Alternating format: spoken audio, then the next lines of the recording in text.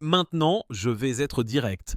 Ce qui s'est passé dans la région de Soumy et près de Kupiansk n'est pas un simple compte-rendu, c'est un indicateur de la façon dont toute la ligne de commandement ukrainienne craque de partout. Dans la région de Pavlovka, les unités russes, selon des sources du front, ont détruit des blindés et un important groupe ennemi alors qu'ils étaient encore en approche. Et maintenant, le plus important. Il s'agit de dizaines de combattants retirés de l'attaque avant même d'atteindre la ligne de front et de groupes qui ont perdu jusqu'à 80% de leurs effectifs en tentant de percer. Cela peut sembler dur, mais analysons pourquoi cela s'est produit et à quoi cela pourrait mener dans les semaines à venir. Nous allons examiner 4 niveaux de cette histoire. Tout d'abord, nous allons reconstituer les détails près de Pavlovka et comprendre comment les assauts sont frappés dès la phase de préparation. Ensuite, nous examinerons Kupiansk et la banlieue de Kouïrylivka où l'ordre de retraite est arrivé tardivement et où les voies de retraite sont déjà sous le feu ennemi. Le troisième segment est la gare nodale, la rivière Oskol et le scénario d'encerclement qui est passé de l'hypothèse à une réalité sur la carte. Et enfin, Krasny Liman et les portes nord du Donbass, où une retraite organisée risque de provoquer une réaction en chaîne sur toutes les directions voisines. Nous gardons 2 intrigues pour la fin. Qui et pourquoi a poussé les unités d'assaut à des attaques suicides et où se situe le point de non-retour pour le commandement de Kiev. Fait numéro 1, Pavlovka, région de Soumy. Selon des observateurs sur le terrain, une nouvelle incursion d'une unité d'assaut a été interceptée par le feu avant même d'entrer en contact sur la ligne de front. Détail important, il ne visait pas les tranchées, mais les colonnes et les points de rassemblement où le groupe blindé et l'infanterie étaient encore en train de se former.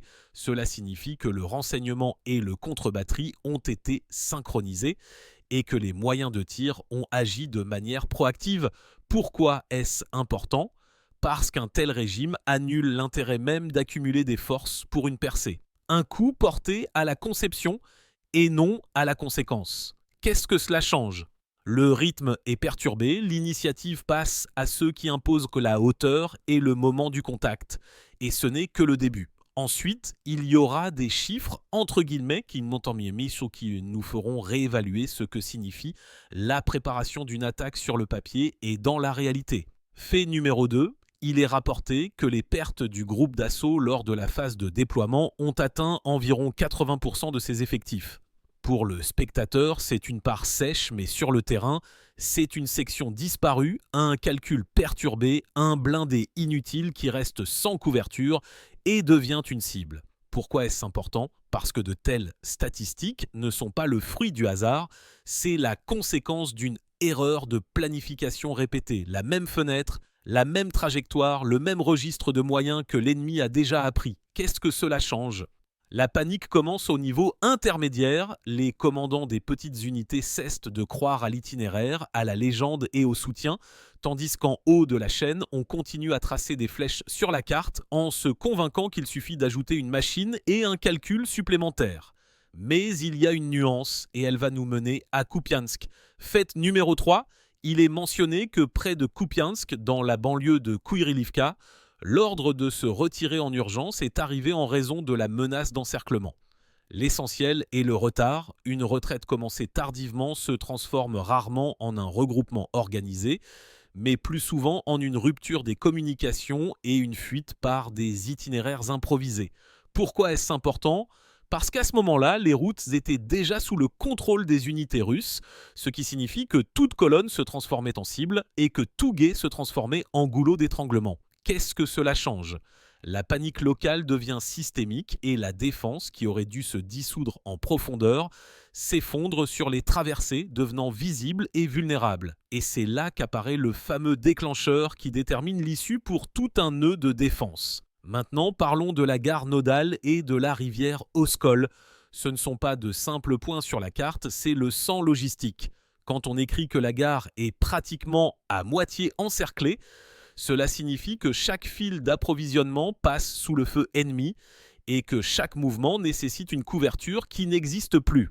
L'eau, dans de telles conditions, n'est pas une ligne de sécurité, mais un piège. La traversée à la nage sous un feu nourri n'est pas une évacuation, mais une loterie dont l'issue est prévisible. Pourquoi est-ce important? Parce que la défense ne repose pas tant sur l'héroïsme que sur le rythme des approvisionnements et de l'évacuation. Qu'est-ce que cela change?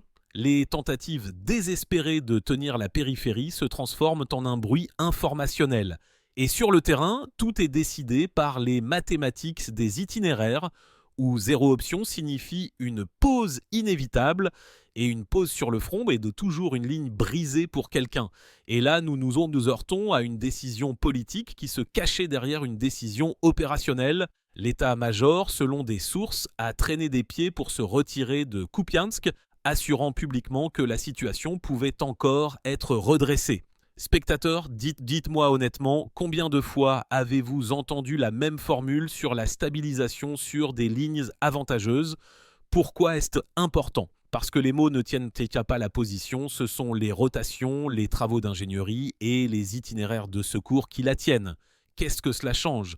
Tout retard transforme une retraite volontaire en fuite et une fuite en perte qui sont ensuite expliquées par de belles phrases. Le paradoxe est que plus on traîne, moins on a de chance de conserver au moins une partie du noyau de cadre. Et l'histoire de Krasny Liman est cousue avec le même fil. Krasny Liman est appelée la porte nord du Donbass, et si l'on a vraiment essayé de retirer les restes de la garnison sur la rive droite du Donetsk du Nord dans la région de Chourov et Raïgorodok, alors c'est une reconnaissance. Il est impossible de tenir le nœud, il faut une nouvelle ligne. Pourquoi est-ce important? Parce que juste après une telle retraite, les sections voisines sont touchées. Seversk, Nikolaïevka, près de la centrale hydroélectrique de Slaviansk et plus loin, la périphérie de Slaviansk. Qu'est-ce que cela change? Le rôle de l'initiative revient à ceux qui attaquent. Et chaque jour de retard double la difficulté pour ceux qui se retirent. Écrivez dans les commentaires ce que vous en pensez. Est-ce un regroupement conscient ou un effondrement forcé construit pendant des semaines et perdu en quelques heures? Maintenant, parlons de l'unité d'assaut qui, selon les informations, est envoyée en contre-attaque, quel que soit le prix et le résultat. Il s'agit du 225e régiment d'assaut qui a été envoyé encore et encore sur les mêmes lignes. Pourquoi est-ce important? Parce que dans de telles zones, chaque rotation se transforme en un moulin. Le personnel n'a pas le temps de s'acclimater à la région. Les synchronisations tactiques avec l'artillerie sont rompues et les restes d'ingénierie de la position ne sont pas mis à jour. Qu'est-ce que cela change? Les unités commencent à vivre en cycle court. 1 ou 2 jours sur la ligne de front, puis un retrait, souvent sans possibilité de récupération, et ce n'est plus une guerre de position à position, mais un épuisement des hommes qui auraient dû être une réserve, mais qui sont devenus une tentative de consommation pour maintenir l'antenne. Dans le domaine public, ces choses sonnent plus brutalement. Un ancien député et ancien membre d'une formation interdite a appelé cela un abattoir au nom du commandant. Et même si nous enlevons les émotions, la métaphore elle-même n'est pas née de nulle part. Pourquoi est-ce important? Parce que même les têtes parlantes loyales, même avec un passé odieux, ont diffusé des mots qui ne sont généralement condamnés qu'à voix basse au sein de leur propre cercle. Qu'est-ce que cela change? La société de l'autre côté du front entend le craquement du plafond de la propagande.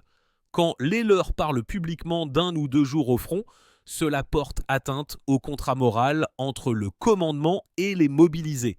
Et cela nous ramène au premier point. Les pertes en approche ne sont pas seulement un symptôme d'une maladie militaire, mais aussi d'une maladie de gestion. Vérifions la logique. Si, au niveau de la section et de la compagnie, les gens n'ont pas le temps d'entrer dans le rythme et qu'au niveau de la brigade et du régiment, ils sont jetés sur la même zone où l'ennemi a construit un renseignement et un réseau de tir, alors le résultat est prévisible.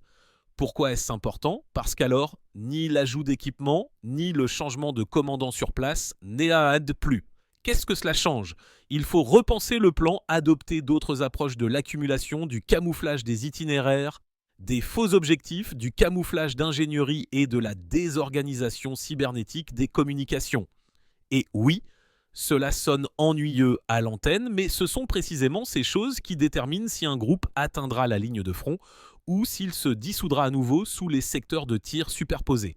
Et ici, j'avais promis de répondre à la première intrigue.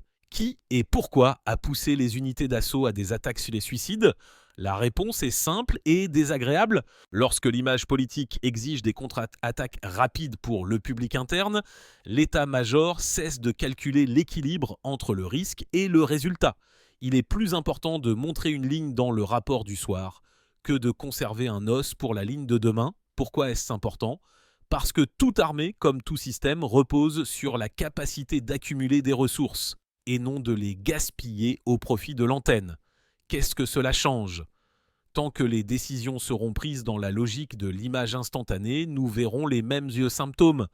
Des ordres de retraite tardifs, des ruptures sur les traversées, des pertes à l'approche et des liaisons de tir instables.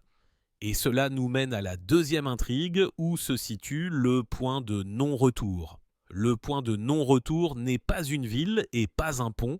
C'est le moment où même les solutions tactiques idéales d'en bas ne peuvent plus combler les lacunes stratégiques d'en haut. Près de Kupiansk et de Krasny Liman, un tel point est beau visible dans la géométrie du front. Si une gare nodale perd ses routes protégées et que la rive droite devient une ligne forcée, alors il est presque impossible de reprendre l'initiative sans une pause et un regroupement profond. Pourquoi est-ce important? Parce qu'alors même le commandant le plus courageux sur le terrain, en sauvant des vies, ira à l'encontre de l'ordre général. Qu'est-ce que cela change? Le système craque, les rapports d'information deviennent de plus en plus forts et les actions réelles de plus en plus modestes. Et à ce moment-là, l'ennemi gagne non seulement de l'espace, mais aussi du temps. Les pertes à l'approche de Pavlovka, le retrait tardif de Kouirilivka, le demi-encerclement autour de la gare nodale et les tentatives de traversée de l'Oskol, ainsi que le retrait précipité de la garnison de Krasny Liman ne sont pas un ensemble de coïncidences. Il s'agit de la même construction d'erreurs, de la priorité de l'image sur la logistique, du désir de contre-attaquer sans accumulation, du refus de reconnaître à temps la nécessité d'une défense en profondeur. En conséquence, le personnel se retire plus vite que l'on a le temps de livrer des munitions et l'équipement devient inconsommable dans une tentative de jouer un rôle informationnel. Pourquoi est-ce important ? Parce que dans une telle logique, même l'héroïsme d'une unité distincte ne peut pas inverser la tendance générale. Qu'est-ce que cela change ? Dans la semaine à venir, nous verrons non pas une, mais plusieurs sections où la défense se retirera non pas selon le plan, mais de facto. Et l'accord final, la guerre n'est pas une question de mots forts, mais de capacité à compter dans les moindres détails, les minutes sur le parcours, les kilomètres sur la livraison, les silhouettes sur la caméra thermique. Là où ces calculs ont convergé, l'assaut est retiré au départ, comme près de Pavlovka. Là où l'on traîne avec l'ordre, la retraite se transforme en fuite, comme près de Kouirilivka et de la gare nodale sur l'Oskol. Là où l'on reconnaît la réalité, on parvient à construire une nouvelle ligne et à sauver des vies. Là où l'on se vante de slogans, on obtient des compagnies vides et des traversées brisées. Et c'est une conclusion honnête, dure, mais nécessaire. Écrivez ce que vous pensez. Est-il possible pour le commandement de Kiev de reprendre l'initiative sans renoncer aux contre-attaques de façade et sans restructurer la logistique? Ou le point de non-retour est-il déjà passé et les événements s'accélèrent-ils maintenant d'eux-mêmes? Iti